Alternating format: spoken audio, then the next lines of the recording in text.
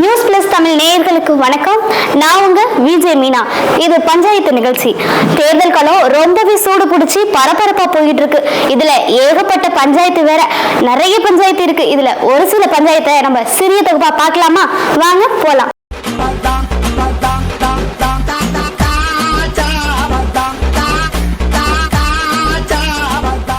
நம்ம அக்காவை பத்தி சொல்றேங்க. நம்ம அக்காவா யாருன்னு தானே கேக்குறீங்க?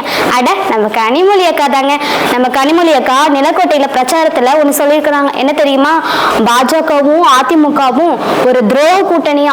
அது மட்டும் இல்ல, பிரதமர் மோடியும் உள்துறை அமைச்சர் அமித்ஷாவும் தேர்தல் பிரச்சாரத்துக்காக மட்டும்தான் தமிழ்நாடு வராங்களே தவிர தமிழ்நாடு வளர்ச்சி அடையணும் அப்படின்னு சொல்லிட்டு ஒரு நிதி கூட இது வரைக்கும் வழங்கல அப்படின்னு சொல்றாங்க. இதெல்லாம் போக நம்ம முன்னாள் முதல்வர் எடப்பாடி பழனிசாமி அவர்கள் தான் கட்சியில வளர்ச்சி அடைந்த எல்லாரையும் வெளியே ஏத்திட்டு அவரு மட்டும் அதே சீட்லயே உட்கார்ந்துக்கணும் அப்படின்னு நினைக்கிறாருன்னு சொல்லியிருக்கிறாங்க. பெரிய சோழர் பரம்பரை. இவர் ராஜராஜ சோழன், அவர் ராஜேந்திர சோழன். தஞ்சாவூருக்கே இவங்க ரெண்டு பேரும் தான் வாரிசு. இந்த பெருச்சாளி கண்ணுக்கே தெரியாது. இது கண்ணு கலகா. இதெல்லாம் ஒரு பக்கம் இருக்க, இபிஎஸ் பொல்லாத ஆட்சிக்கு பொள்ளாச்சிய சாட்சியனும் பெண்கள் பத்தி பேச உனக்கு என்ன அருகதை இருக்குன்னு எடப்பாடி பழனிசாமி அவர்களை பார்த்து மு.க. ஸ்டாலின் பதிலடி கொடுத்திருக்கிறாரு. ஏன் உனக்கு இந்த வேலை?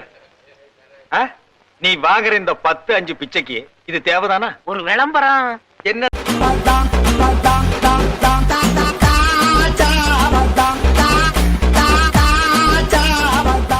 நம்ம எல்லாருமே கஜினி படம் பார்த்திருப்போம் இல்லையா?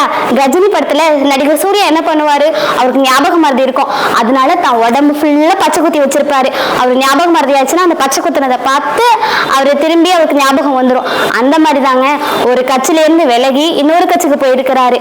ஆனாலும் முன்னாடி உள்ள கட்சியில உள்ள விசுவாசத்தை இன்னும் மறக்கல பாருங்க. அது யாரும் தானே கேக்குறீங்க?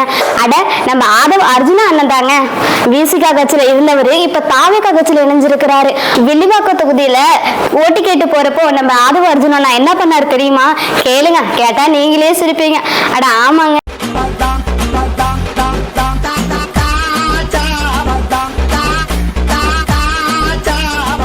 தாவேகா கட்சி சின்னத்துக்கு ஓட்டு கேட்க போறவரு விசிகா சின்னத்துக்கு ஓட்டு போடுங்க அப்படின்னு சொல்லியிருக்கிறாருங்க. என்னதான் இருந்தாலும் நமக்கு புதுசா ஒரு தலைவர் வந்தாலும் நம்ம எஜமான மறக்க முடியாது தானேங்க. ஆனா இன்னும் நம்ம எஜமானுக்கு விசுவாசியா இருக்காங்க பாருங்க. என்னை வச்சு ஒன்னும் காமெடி பண்ணலையே. பொதுவாவே அரசியல்வாதிங்க என்ன பண்ணுவாங்க? ஓட்டு கேட்க போறப்போ ஜீப்ல கார்ல ஓட்டு போயிட்டு எங்க சின்னத்துக்கு ஓட்டு போடுங்க, எங்க சின்னத்துக்கு ஓட்டு போடுங்க, எங்க சின்னத்துக்கு ஓட்டு போடுங்க அப்படின்னு சொல்லுவாங்க. அப்படிதாங்க நம்ம துணை முதல்வர் உதயநிதி ஸ்டாலின் அவர்கள் நடந்து போயிட்டு எங்க சின்னத்துக்கு ஓட்டு போடுங்கன்னு கேட்டிருக்கிறாங்க. ஏன் தெரியுமாங்க? தன்னோட அப்பா முதல்வர் மு.க. ஸ்டாலின் அவர்கள் என்ன சொன்னாரு தெரியுமா? தன்னோட அப்பா முதல்வர் மு.க. ஸ்டாலின் வேட்புமனு தாக்கல் செய்யறப்போ என்கிட்ட எதுவுமே இல்ல, ஒரு பைக்கு கூட இல்ல அப்படின்னு சொல்லியிருக்கிறாரு. அப்படிங்கிறப்போ புள்ள பாவம் தானேங்க. அப்பாட்டே ஒண்ணும் இல்ல அப்படின்னா புள்ள நடந்து போய் தானே தேர்தலுக்கு ஓட்டு கேட்க முடியும். என்னது, தமிழ்நாடு காங்கிரஸ் தலைவர் தேர்தலுக்கு அப்புறம் பதவி விலக போறாரா? அட ஆமாங்க, நம்ம தமிழ்நாடு காங்கிரஸ் தலைவர் செல்வ பெருந்தகை தேர்தலுக்கு அப்புறம் பதவி விலக போறாராம். அது ஏன் தெரியுமா? தமிழ்நாடு காங்கிரஸ் தலைவர் செல்வ பெருந்தகை தேர்தலுக்கு அப்புறம் பதவி விலக போறாராம். தமிழ்நாட்டு மக்களோட பிள்ளையா 2 வருஷம் இருந்திருக்கிறாரு. இனிமே ஸ்ரீபெரும்புத்தூர் பிள்ளையா இருக்க போறாராம். அது மட்டும் அவரு சொல்லல, பாஜக அதிமுகவோட முகமுடியை போட்டுட்டு தான் பாஜக தமிழ்நாட்டுக்குள்ள வராங்க. அதனால தமிழ்நாட்டு மக்கள் எப்பயுமே ஏமாறக்கூடாது. அது மட்டும் இல்லைங்க, அதிமுகவை எப்பயுமே நம்ம வெற்றி பெற வைக்க கூடாது அப்படின்னு தரவா சொல்லியிருக்கிறாரு.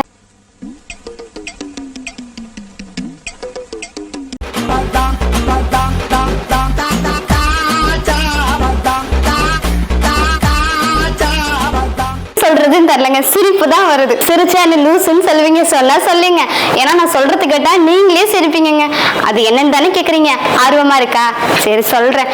எல்லாரும் என்ன சொன்னாங்க? எல்லா ஆட்சியிலும் என்ன சொன்னாங்க? பிரிட்ஜ் இலவசமா தரேன், மகளிருக்கு பஸ் ஃப்ரீ, பஸ் ஆண்களுக்கு ஃப்ரீ பஸ், அப்புறம் மகளிர் உதவித்தொகையை ஏத்துறோம், அப்படி இப்படின்னு நிறைய சொன்னாங்க.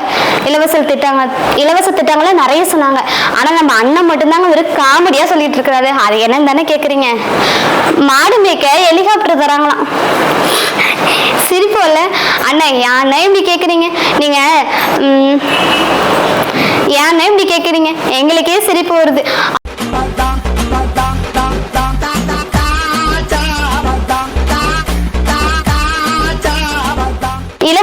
தரல, இலவசம் எதுவும் தரல, நான் மக்களுக்கு வேலை வாய்ப்பு தான் தர போறேன் அப்படின்னு சொல்றீங்க. வேலை வாய்ப்பு தரேன்னு சொல்லிட்டு மாடு மேய்க்கிறதுக்கு ஹெலிகாப்டரும் குதிரையும் தரீங்களாண்ணா? என்னன்னா ஒரு காமெடி தனமான ஒண்ணு சொல்றீங்க. இனிமே இப்பெல்லாம் பேசாதீங்கண்ணா. நான் உங்களுக்கு தங்கச்சா ஒரு அட்வைஸ் சொல்றேன், இனிமே மாத்தி பேசுங்க, இப்பெல்லாம் பேசாதீங்க, காமெடியா இருக்கு. இனிமே இப்படிலாம் காமெடி தனமான விஷயத்த சொல்லாதீங்க சரியா? சின்ன பிள்ளைல இருந்து பெரியவங்க வரைக்கும் சிரிப்பாங்க, அவ்வளவு காமெடி தனமான விஷயமா இருக்கு நீங்க சொன்னது. நம்ம தலைவர் சினிமாவில தான் டபுள் ஆக்ஷன் கொடுக்குறாருன்னு பார்த்தா அரசியல்ல அதை விட பயங்கரமா ஆக்ஷன் கொடுக்குறாருங்க. அது என்னன்னு தானே கேக்குறீங்க? ஆமாங்க, சொல்றத வச்சு கேளுங்க. ஏய், என்னைய வச்சு ஒன்னும் காமெடி கிமெடி பண்ணலையே. வேட்புமனு தாக்கல் பண்றப்போ அவருக்கு வயசு 52. ஆனா திருச்சியில வேட்புமனு தாக்கல் செய்யறப்போ வயசு 51. எப்படிங்க தமிழகத்தையே மாத்த போறேன்னு சொல்லிட்டு இந்த ஒரு வாரத்துல வயசையே மாத்திருக்கிறாருங்க. எல்லாருக்கும் வருஷத்துக்கு ஒரு டைம் தான் பர்த்டே வரும், ஒரு வயசு கூட சொல்லுவோம். ஆனா நம்ம அண்ணன் விஜய்க்கு மட்டும் ராஜாவின் மத அரசியலை விட நம்ம விஜயோட மத அரசியல் ரொம்ப கேவலமா இருக்கு அப்படின்னு கழுவி ஊத்தி இருக்கிறாரு நம்ம கருணாசு. ஆளை பார்த்தா டம்மி பீஸா இருக்க, பயங்கரமான ஆளா இருக்கேடா. ஆமாங்க, என்ன தெரியுமா சொன்னாரு? இந்த கேரக்டரும் வேணாம், நண்பன் கேரக்டரும் வேண்டாம், மாப்பிள்ளை கேரக்டரும் வேண்டாம், ஸ்ட்ரெயிட்டா ஹீரோ தான் வேணும் அப்படின்னு நினைக்கிறவர் தான் ஸ்ட்ரெயிட்டா நான் முதல்வராக தான் போய் உட்காருவேன், வெயிட் பண்ணலாம் மாட்டேன் அப்படிங்கிற மாதிரி ஆடிக்கிட்டு இருக்கிறாரு அப்படின்னு ரொம்ப கேவலமா பேசியிருக்கிறாரு. அது மட்டும் இல்ல, நான் காமெடியன் தான், ஹீரோ தான், நான் காமெடியன் தான், ஆனா ஹீரோ விட காமெடியன் தான் எப்பவுமே பெஸ்ட். அந்த மாதிரி தான் விஜய் இப்பதான் அரசியலுக்கு வந்தாரு. நான் 5 வருஷமா அனுபவம் எனக்கு 5 வருஷமா அனுபவம் இருக்கு இந்த அரசியல்ல அப்படிங்கிறப்போ விஜயை விட நான் தான் பெஸ்ட் அப்படின்னு கருணா சொல்லியிருக்கிறாரு.